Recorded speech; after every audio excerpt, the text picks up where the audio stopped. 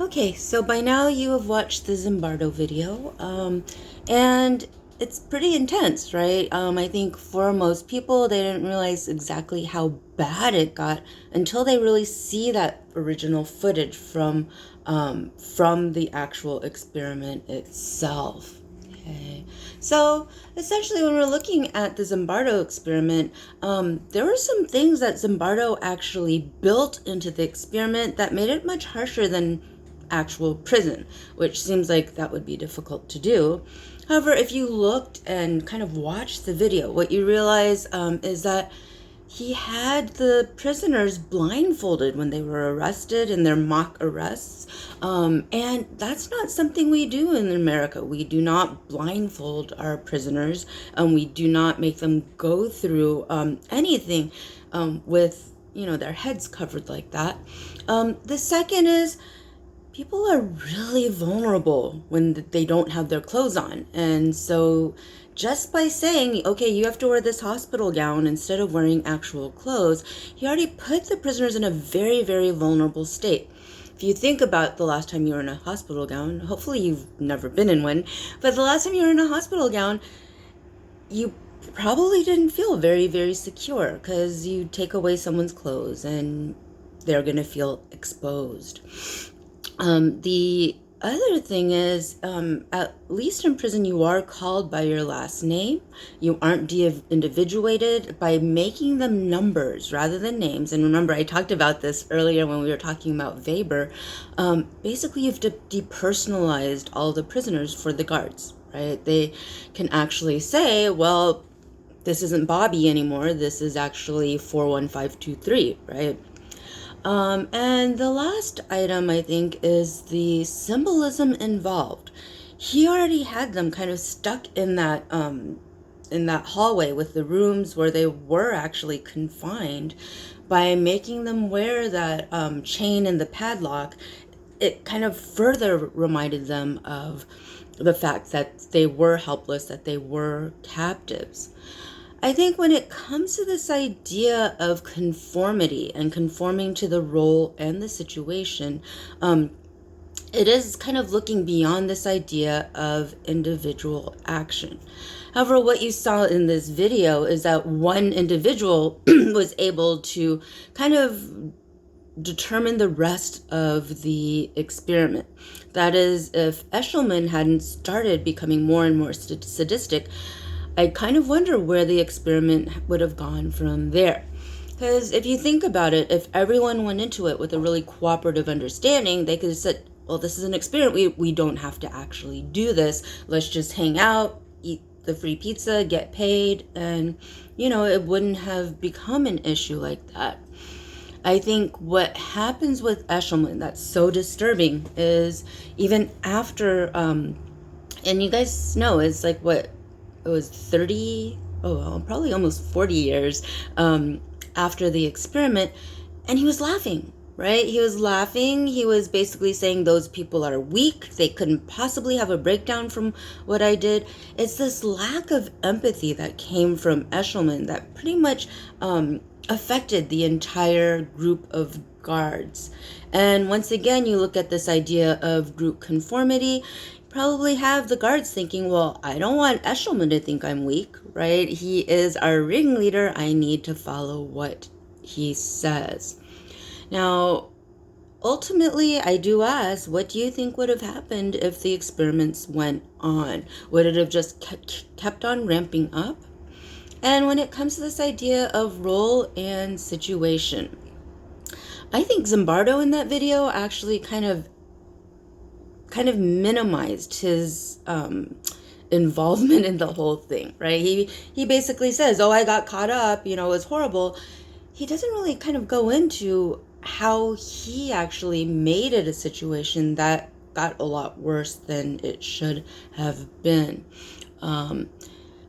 And you guys saw the only reason that he actually stopped actually has to do with social influence and conformity too, because one of his primary group members, his girlfriend, who he did later marry, said, if you don't stop this, I am going to break up with you.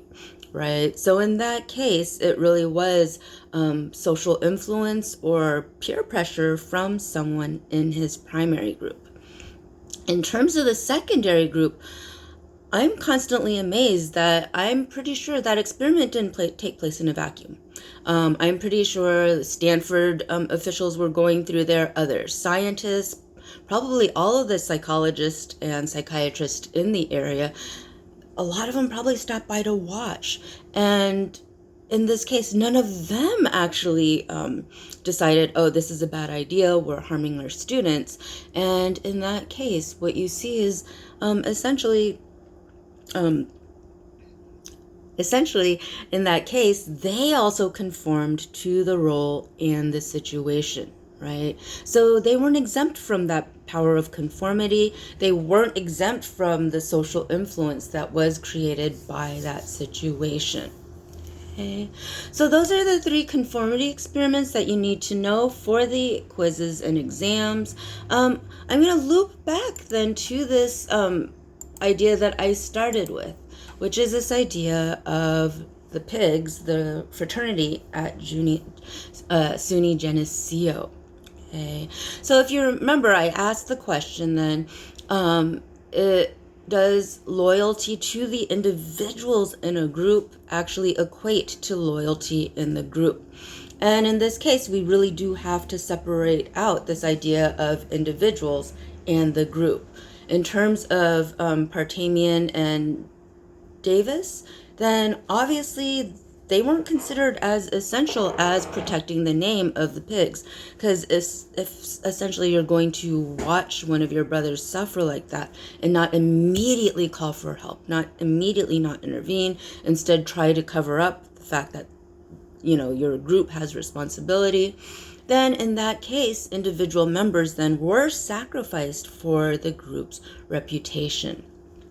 But in the opposite direction, if it is the behavior of the individual that will harm the reputation of the group, then the group will probably close ranks to protect that individual, because what they did would make the entire group look bad. Okay, and with fraternities, one of the big critiques of them beyond the hazing is the amount of sexual assaults that occur within the fraternity system. Once again, large amounts of alcohol have to play into that one too. But what you find is that if an individual fraternity member is actually accused of sexual assault, the membership of the group will actually close ranks to protect him, right? And then the larger organization of the fraternity actually steps in to protect them too. That because in that case, right, it is still the interests of the groups over the individual. They're not necessarily protecting the individual themselves, but the reputation of the entire group.